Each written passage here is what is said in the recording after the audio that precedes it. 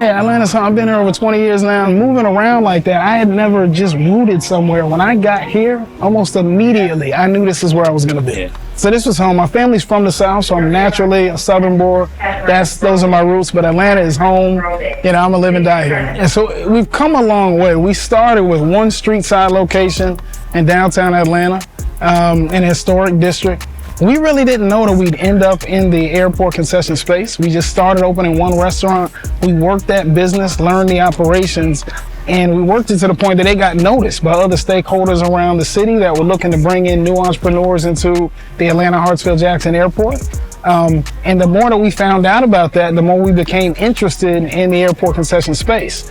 And we got an opportunity to partner with one of the companies here across 10 stores in a joint venture, and we did that and we were successful. And so since then, we've been growing the business as an airport concessions company, and we license and franchise brands and we operate them in airports. Our home base is here in Atlanta. That's never going to change. They'll never take me out of here alive. But we're also in Texas, we're in Washington, D.C., and we got a couple of opportunities kind of bubbling up in other markets. But what we do is a full service food and beverage airport concessions operations company. That's what we do today. The airport space is a little bit different in that you got a captive audience, right? So foot traffic. So airlines make it easy to have customers because they bring them into you. So that was one thing. The second thing is that often the airport would say, listen, we want a burger place, but we want a national brand. So then again, we're going to franchise that are already established, that already have a system that works, which means your rate of failure is a lot lower. So that was very attractive.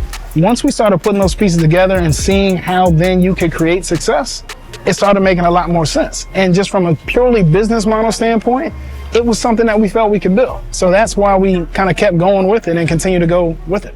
It's a really high touch business. They have some, for example, tech companies that might be, $1 billion valuation company. It'd be like 20 people, in a basement somewhere running it.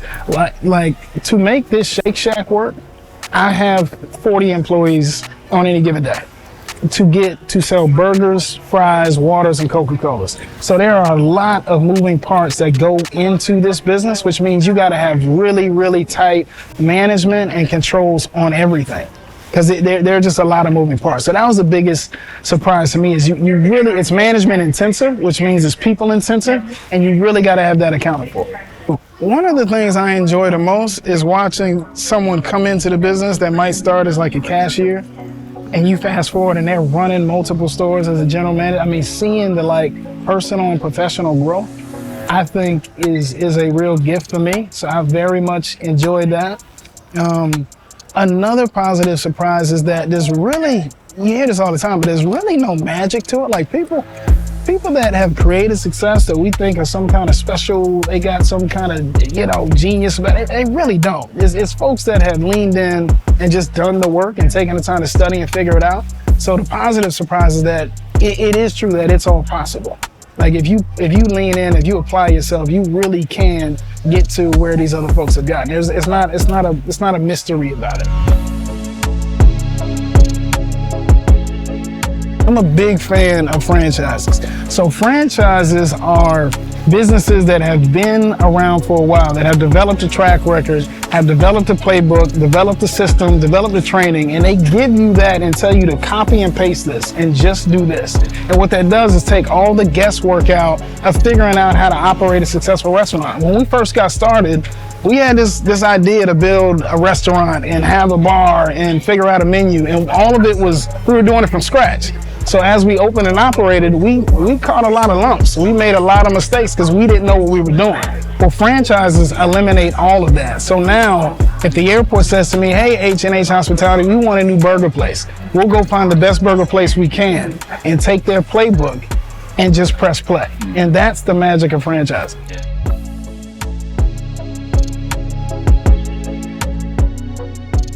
Undergrad was management information systems.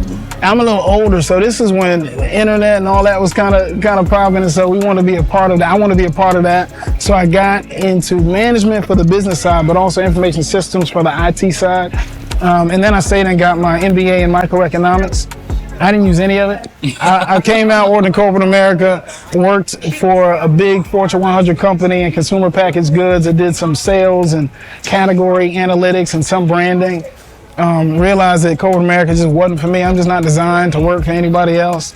And but while I was in corporate America, I was also investing in real estate. And this is when the market was really good, 2005, 2006. So it wasn't hard to buy low and sell high. And I had done that enough to put some money aside. I left corporate America, and before I blew all my money just being, single and out in Atlanta, I figured I wanted to invest in a business.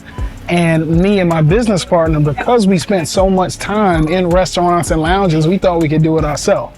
So we pulled our money and decided we would open up our first restaurant business. Between he and I, the savings we had, the real estate kind of investments that I made that worked, and then he was working on Wall Street, we put down $500,000 in the first business. Wow, I was right. I would never do that again. It was a restaurant downtown Atlanta.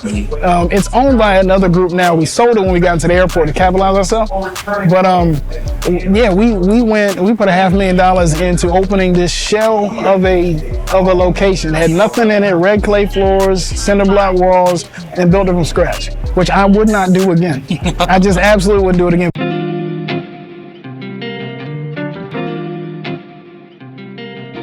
So my dad was in the military. My mom, because of how much we moved, didn't really establish a career. So most of the time she was taking care of us, me and my brother.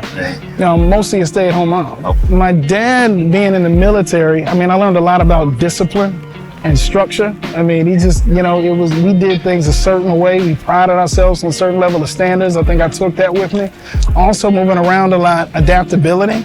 Moving from, north to south to east to west. I had to learn different cultures, different ways of kind of mixing in with different communities. So I learned that a lot.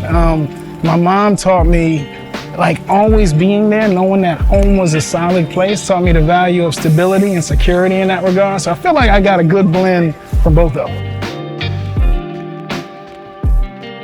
I just knew that I wanted to own a business because somewhere along the way, it seemed like the people that owned businesses had more wealth, had more access to opportunity, had more access in general.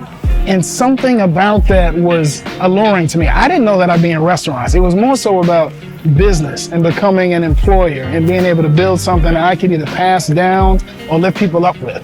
Restaurants kind of what we landed on. There is no regular day as CEO in this business. I would start with that, but I'll tell you, for example, the way I start my week, my Mondays. So on a good day, I'll get up at 5 o'clock. I'm in the gym by 5:45, 6.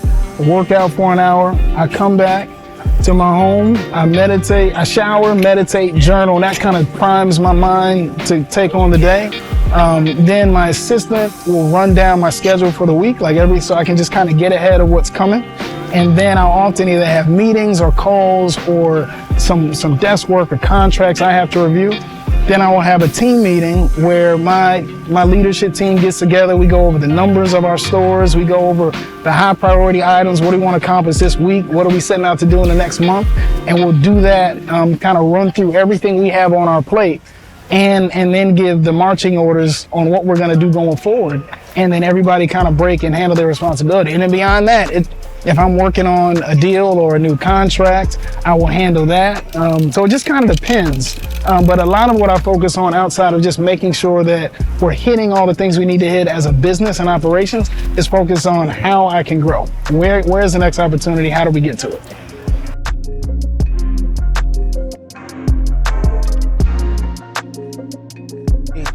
The best advice that I have gotten and never took was to work in someone else's restaurant for 30 days.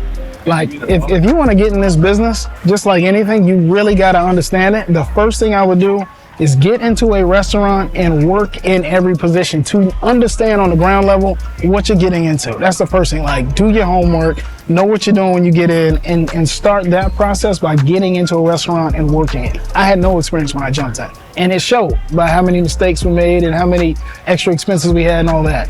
The second thing is I would highly, highly, highly encourage the franchise route. Again, these are proven business models. They've already figured out what works and what doesn't. You save yourself a lot of headache by going that route. Just a quick stat. So the SBA says that in over 5 years, 65% of new businesses fail, where franchises over the same time period have a 90% success rate. So I can't stress, going the route of getting a proven business will save a lot of headache and increase the likelihood of success. So I would say those two things, like do your homework, get in on the ground level, figure out what it takes to run a business, and then borrow from other folks. Some of the greatest successes are just copycats of something that's already been here. I think one of the things that Atlanta is known for, not just the airport, the city, is making sure that we have minority participation, female participation. So without giving too much of a history lesson, our first black mayor, Maynard Jackson, came in and said, if anybody wants to do business with this city, 25% of the business opportunity has to go to black folks, which was like revolutionary at that point. And that kind of set the precedent for other cities and states across the country doing the same thing. And so what that means is that, you know, big players, whether it's, you know, multinational companies, multi-billion-dollar companies, when they consider doing business with this city, they have to be thinking of the community and the business owners therein and inviting them to the table.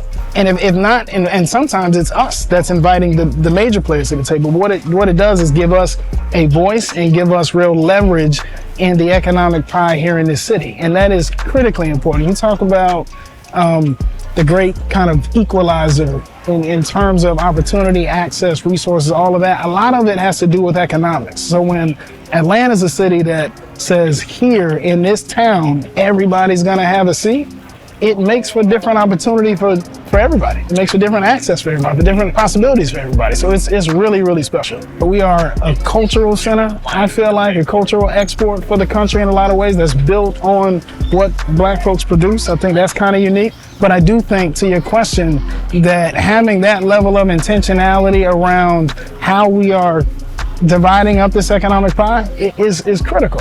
And it means that there's opportunity for folks like me, like on purpose, and it also creates a greater likelihood that, you know, we'll be reaching back to folks like me that was where I was, say, 20 years ago, and continuing that legacy. So it is pretty critical. I don't know that it's everything, but it is a center point of why Atlanta is so special to me.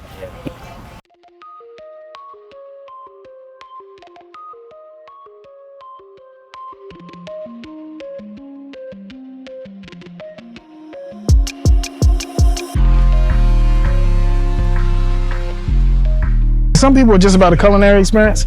You have some restaurants that want a certain like atmospheric or environmental experience. Like you go in there and there's a certain kind of energy about it. Some people want to go because they want to feel like they're getting good value. But I think at the end of the day, operations have to be tight and you got to be people-centric. You got to be people-centric. And if you're doing that and providing good food for what people are paying for, whether it's top-notch, high-end, or just kind of middle of the road, but it's quality, I think you'll have a good combination for success.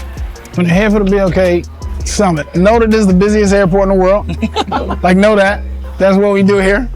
I think a cool fact, and it's nothing to be bashful about or back away from, is that, you know, black people run this airport. And I think that means something in terms of what is possible just within our community. And it's not to say that should be the case, has to be the case everywhere, but I think it's unique to Atlanta. And I think that's something to kind of take note. And then, you know, we got the best food and beverage program and operators, you know, in the country here. So walk around, check out the sites, try some of our foods, enjoy it, and then get out into the city and see what we're about.